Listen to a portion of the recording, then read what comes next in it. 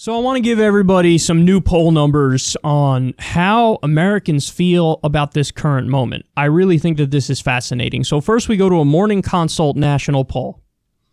They asked, calling in the U.S. military to supplement city police forces. Support, 58%. Oppose, 30%. Now let's pause on that and reflect on that for a second. Listen, this is one of those instances where, and I don't mean this disrespectfully, I mean this as just a plain observation, the ignorance of Americans to constitutional law is really, really, really clouding their judgment. Like I said before, the reasonable conservative opinion is, hey, increase police presence out there, have them line up downtown to protect the businesses so that there's no more looting, or bring in the National Guard if you want to go really crazy. Like, that's the reasonable conservative opinion. Like law and order, but through an avenue where there's case law and precedence and you're not stepping on the Constitution. An unreasonable opinion, and is no longer even just conservative, it's flat out authoritarian, is to call in the U.S. military to occupy U.S. streets. That's rank authoritarianism, that's against the First Amendment, that's unconstitutional, that's unacceptable, that's not the kind of country anybody should want to live in, because, by the way, if you say, and I suppose if you ask a question, hey, American people, do you believe in freedom? My guess is they'll be like, well, absolutely. Okay, well, just so you know, when you call in the U.S. military on U.S. streets and have them try to enforce the law, you no longer live in a free country. And they're not capable of differentiating and distinguishing between who's peaceful and who's a looter. If the U.S. military is called in, they will simply shut down protests across the board. Okay, and by the way, they're also just trained to kill. That's what they're trained to do. That's who you want deployed on U.S. streets? Shouldn't want them really deployed on any streets unless we're being threatened with imminent danger. But that's who you want on U.S. streets? So I just think that this is one of those instances where it's like, oh, okay. So you guys don't really know what this entails. And you don't know the door that we're opening up if we go down this road. Now, so that's creepy and not good. But then look at this next poll. This is interesting. This is from Monmouth. Do you think the anger that led to these protests are justified? 78% say justified. 78%. Not justified, only 18%. That is stunning. That's so overwhelming. But then get this. Given the events around George Floyd, including the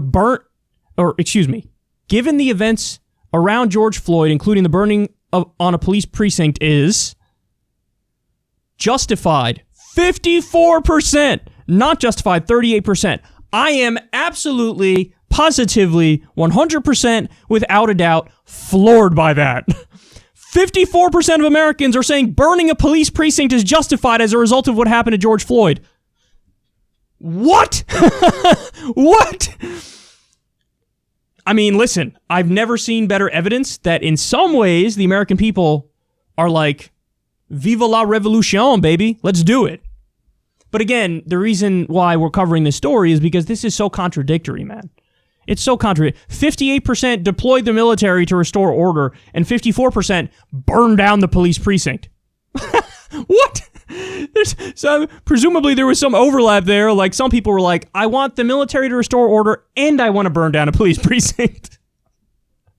Okay, so really my main takeaway here is that, and I think this is important, people are just confused at the moment. People are just confused. People are looking for answers. They don't really know what's going on. They don't really know how to address it. They're a bundle of mixed emotions and mixed feelings. They see these protests and they go, well, that's totally understandable because George Floyd was murdered and we saw it. It was kind of like a modern day lynching. That's unacceptable. Those guys need to be found guilty. But then they see the looting and the rioting and they're also probably a little bit creeped out by that. And they're like, no, that's not okay. Bring in the military to stop them. But also, I guess, burn down the police department. What? They're just totally confused. And listen, what I would say is, and unfortunately this isn't really getting talked about much. And that's depressing and that's upsetting. I'm going to pull it up again for everybody. But what could have been done instead of this, tough guy, law and order, macho man approach coming from the government? What could have been done is, first of all, Nancy Pelosi can call an emergency session of Congress and say, we're immediately addressing police brutality. We're immediately addressing it. And here's what we're going to pass through the House of Representatives. And this is giving the movement something substantive where they go, oh, okay. So there's not so much paralysis in our system that we can't fix anything. Because we're being shown now, if you put enough pressure, we will fix something. So imagine Nancy Pelosi called a special session of Congress and passed through the House of Representatives at least 2 or 3 of the policy proposals from Campaign Zero. I'll go through them again. Number 1, end broken windows policing. Number 2, have community oversight of the police. Number 3, strictly limit the use of force. Number 4, independently investigate and prosecute. Bring in a special prosecutor instead of having the nepotism and the buddy-buddy chumminess between the prosecutor and the cops, and then he's not going to go after them. They're not going to go after them. Have community representation in police departments. Have body cameras on all cops, no exceptions, a penalty of law if they turn it off. Have new training that emphasizes de-escalation. End for-profit policing. That one's a no-brainer. Demilitarize the police. That one's a no-brainer. Have fair police union contracts that don't protect them come hell or high water. And I'll add on top of this, end the drug war. End the drug war, which really kind of green lights the harassment of people in poor communities and communities of color.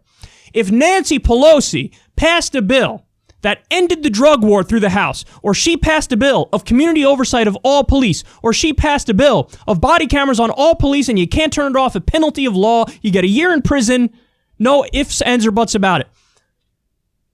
If she did that, you don't think that the movement would start to appreciate the gesture? You don't think that there would be a reaction in kind? I think it would almost certainly limit or eliminate the violence. Now, some people would say, no, these people are not rational actors. They're out there in the streets doing violence. There's nothing you could do. There's no appeasing them. Nonsense. You want to know how I know that? They didn't start rioting and looting all willy-nilly on a random Tuesday when nothing was happening. They did it specifically because of what happened to George Floyd. You know what that means? Agree or disagree with their actions, we know what sparked it. We know what caused it. If police brutality caused it, then addressing police brutality can help ameliorate it. Doing something to try to stop the next George Floyd situation from happening can ameliorate it. That's how I know. So don't buy into this nonsense of like, oh, it's just random mob violence that can't be controlled in any way, shape, or form, and it's just amorphous anger and people who are, misfits and rejects of society. Nonsense. There absolutely is a way to quell the current situation, but nobody's thinking rationally about it, and also our government is so corrupt and so useless that they're incapable of even beginning to have that conversation. Nancy Pelosi's response to Trump was to hold up a Bible and give her own speech and quote from the Bible to try to burn Trump. Do something substantive. Do something substantive. Now, beyond that, listen, I think part of what's feeding into this is not just what happened to George Floyd, although that's a huge part of it, but everybody in the country is hurting. God damn it, we have over 20% unemployment at the moment. It's probably 30% unemployment at the moment. These are Great Depression numbers. The second that the pandemic is officially over and they start allowing evictions and foreclosures, we're going to have a crisis the likes of which we've never seen before. So if you want to address people around the streets for a variety of reasons, but God damn it, you need to do a UBI and need to do Medicare for all. You have to do it now. You have to do it now. So this is how you substantively address it. Instead, what did they do? The Democrats are doing their little kabuki theater pretending, oh, look, I'm marching with some protesters. Aren't I great? No, you didn't do anything to fix it. No, you're not great. And what is Trump doing? Let me call in the U.S. military and destroy the First Amendment and deploy the U.S. military on U.S. streets. Hell no. Hell no. So, listen, those are the answers, but people are not talking about the answers. Now there's just debates about, well, what about the protest tactics and looting and rioting and all that stuff, and what should the government do in response to stop that? So now the conversation is not about how do we ameliorate the underlying ills that led to this. The conversation is just how do we stop this? And the answer the government's using now is brute force. The United States government is having a crisis of legitimacy. You don't respond to that with further illegitimate actions. There was a protest sparked by police brutality, and the police response was more police brutality. Donald Trump gives a speech saying, I'm the law and order president. And Then he goes on to announce he will ignore the supreme law of the land, the First Amendment of the U.S. Constitution, and deploy the U.S. military on U.S. streets. You can't be the law and order person and then say, I'm against the Constitution, which is effectively what he said. You're responding to a crisis of legitimacy by saying, oh, we're totally illegitimate. That's what we are. If you want to respond to the crisis of legitimacy properly, you pass UBI. You pass Medicare for all. You address police brutality substantively with policy proposals that'll stop the next George Floyd from happening. But they're so corrupt and they're so stupid that this conversation that we're having is nowhere to be found. And unfortunately, think about the fact that people watching the current political moment, they have to turn to an idiot loudmouth YouTube host to get some truth on the matter. That's how far we've fallen. Let me go listen to the YouTube guy in order to get some sense on this. I take no pride in that, and I feel no joy in that. We got to get these ideas out there. We have to fix it. And unfortunately, the people are proving now we don't have the paralysis anymore. We've shaken off the chains, and we're no longer buying into the propaganda. We're out there in the streets. But Trump and the Republicans and the Democrats, they're still in paralysis mode because they're both corrupt and stupid.